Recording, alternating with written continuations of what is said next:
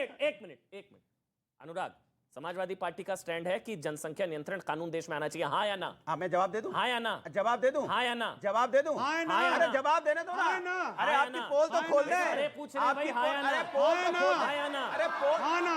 अरे पोल खोलने दो, पोल खोलने दो अभी। अखिलेश भाई से बात करेंगे। आप देखो ये तो जबरदस्ती बात नहीं, बच्चे जबरदस्ती करेंगे, बच्चों को ही बोल रहा हूँ ना। अरे बोलने तो दो। हाँ या ना? अब बच्चों को बता दूं। चलो बच्चों का हाँ आना चाहिए ना भाई?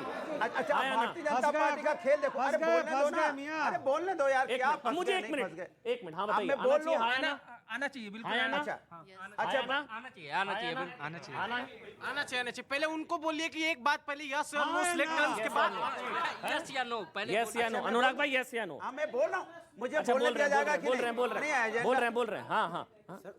ये संवेदनशील मुद्दा है जनसंख्या बोलने दो मुझे। मगर हाँ यस या नो अनुराग? अरे बात करने जा रहा हूँ ना, मैं बात बताऊंगा तो उनकी समझ में आ जाएगी ना। अरे हाँ या ना? मैं बात क्या समझा? पूरी बात बताऊंगा।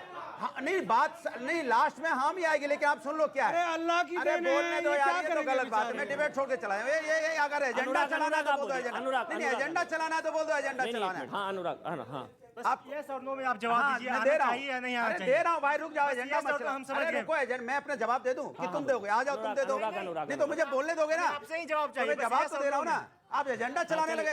अनुराग अब देखिए सवाल ये है कि इन्होंने पूछा जनसंख्या कानून आना चाहिए नहीं आना चाहिए, यही तो सवाल है आपका। मैं कहता हूं बढ़ती हुई बेरोजगारी, बढ़ती हुई जनसंख्या, बढ़ती हुई महंगाई, तीनों पे काबू होना चाहिए।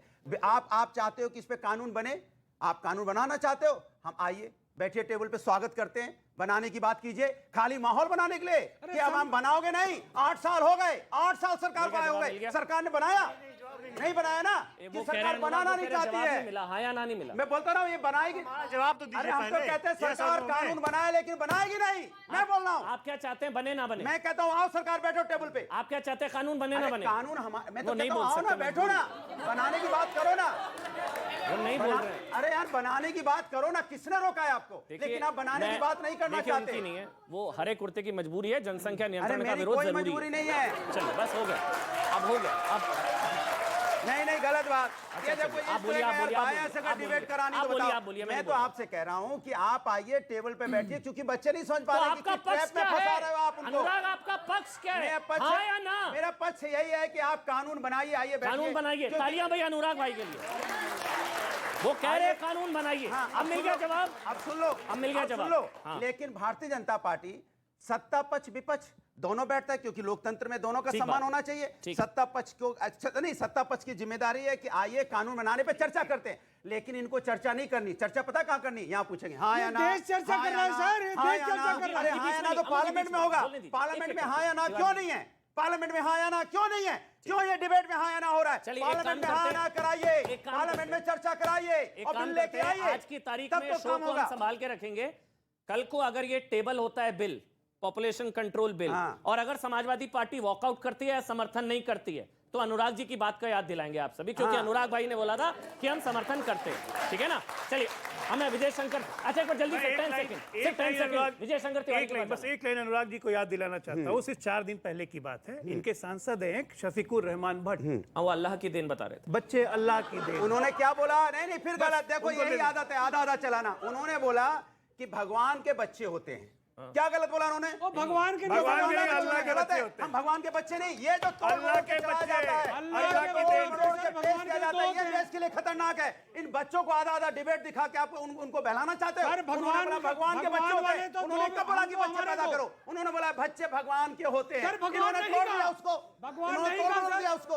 कमाल है भाई, भगवान नहीं कहा। अरे हम तो भगवान के बच्चे हैं। भगवान का ठेका कैसे ले आप में सकता से है? किसी ने बयान सुना है शफीकुर रहमान बर्क का? पूरा सुनाओ। वो बोलते हैं कि वो भगवान के दिन है बच्चे, और साक्षी महाराज भी तो बोलते हैं, दोनों भी तो जिम्मेदार है।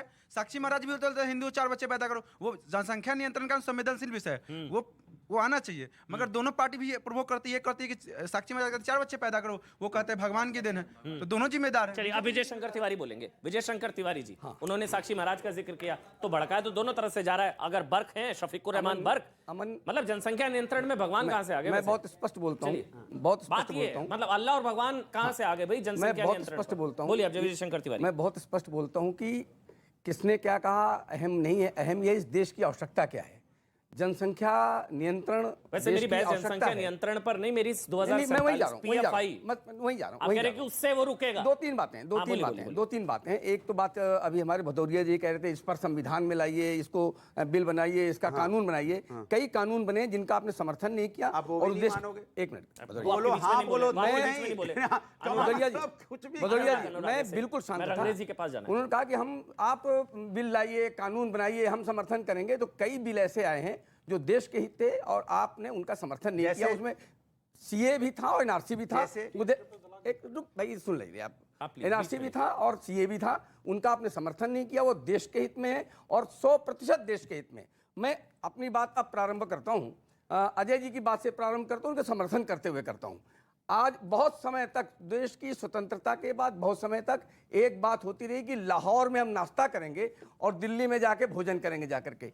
ये किसके बल पर होता था? ये उन्हीं के बल पर होता था जो अजय जी ने कहा कि धर्म के आधार पर देश का बंटवारा हुआ। इसके बाद भी लीग जीती, बहुत सारे मुस्लिम इस देश में रह गए, उनके बल पर वो कहते थे कि लाहौर में नाश्ता करेंगे और दिल्ली में भोजन करेंगे। आज ये खुलासा हुआ आप है। सबको शक के दायरे में रख रहे हैं। एक मिनट, बहुत वो कह तो रहे हैं कि 10% हमारे हो जाएं, 10% यानी कि हमारे हो नहीं जाएं। है ना। और एक बात, अभी मुझे और बात कुछ करनी है। आप ये कह रहे थे, बस मैं एक चीज कह रहा हूं, भारतीय मुसलमान ऐसे कट्टरपंथियों के साथ नहीं है, कुछ एक आधा मैं- परसेंट मैं- होंगे। मैं- वो खुद मांग कर रहे हैं 10 हमारे साथ आ आपकी- जाए, इनके बाद 10 भी नहीं। आपकी बात को आगे लेकर जा रहा हूं। केरल में आज क्या हिंदूवादी सरकार है? क्या संविधान के अनुसार सारे काम होते हैं? क्या बंगाल में सारे संविधान के अनुसार काम होते हैं? क्या एक मिनट, राजस्थान में 2 दिन पहले एक दरगाह का प्रमुख क्या बात करता है और उसको उस सरकार के पुलिस वाले क्या कहते हैं? बच जाओगे अगर बोल दोगे तो शराब पी थी। ये सरकार कौन सी नशे में है? था। हैं? नशे में था, बोल दियो नशे में हाँ, था। नशे में था। सलमान तो चिश्ती। तो आप इसको हिंदूवादी सरकार कह सकते हैं, संविधान की सरकार कह सकते हैं।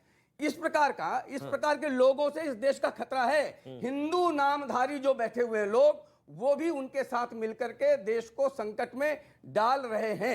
लेकिन जहां सरकारें मुस्लिम तुष्टीकरण करने वाली नहीं है, वहां पर हिंदुओं को कोई समस्या नहीं है, कोई आवाज नहीं उठती। अच्छा, एक चीज तो है इस डिबेट में, हाजी मेहरदीन रंगरे साहब, वो आप भी शायद इत्तेफाक रखेंगे कि हिंदू कम, सेकुलरिज्म खत्म। अगर 47 में अगर इस्लामिक कट्टरपंथ होगा तो फिर सेकुलरिज्म का क्या होगा?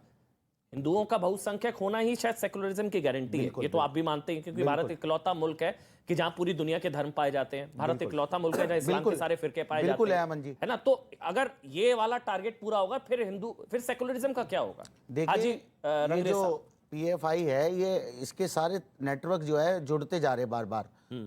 कानपुर में दंगा हुआ तो ये पीएफआई का हाथ निकला उसमें। करौली में दंगा पीएफआई, दिल्ली में दंगा पीएफआई, मुर्शिदाबाद पीएफआई, सरकार की जो जांच एजेंसियां हैं वो उन पर बैन लगाने का काम क्यों नहीं कर रही? क्यों नहीं कर रही बैन लगाने का काम? उसकी मांग कोई नहीं कर रहा है। यहाँ पे जनसंख्या की बात करेंगे, बात जनसंख्या की करेंगे। मैं जनसंख्या पे आपको बात बता देता हूँ। 2.6 थी जनसंख्या देश में मुसलमानों की, 2.3 उनका रेशो जो है वो घटा है, बढ़ा नहीं है। जो रेशो है, टीआरएफ जो रेट है वो 2.6 था, 2.3 है। तो मुस्लिम महिलाओं में कम हुआ है, ये फैक्ट है। ये ठीक है, 2.36 हुआ है 2.6 से। मुस्लिम महिलाओं में प्रजनन दर कम हुआ है। 3.6 से 2.6 हुआ है। नहीं 2.6 से 2.36 हुआ है। वो सही कह रहे हैं, वो सही कह रहे हैं। कल का आंकड़ा है, बिल्कुल ठीक कह रहे हैं। और मैं एक बात और बताना चाहूंगा, जो अभी हमारे भाई कह रहे थे जनसंख्या सब चीजों से मुसलमानों को जोड़ा जाता है। जनसंख्या बढ़ा रहे तो मुसलमान बढ़ा रहे, दंगा कर रहे तो मुसलमान दंगा करते हैं। और जी मुल्ला काटे जाएंगे, राम राम चिल्लाएंगे, सब चीजों से मुसलमान। आने वाले कल में अगर देश में भूकंप भी आएगा ना अमन जी, तो उसे भी मुसलमानों से जोड़ दिया जाएगा।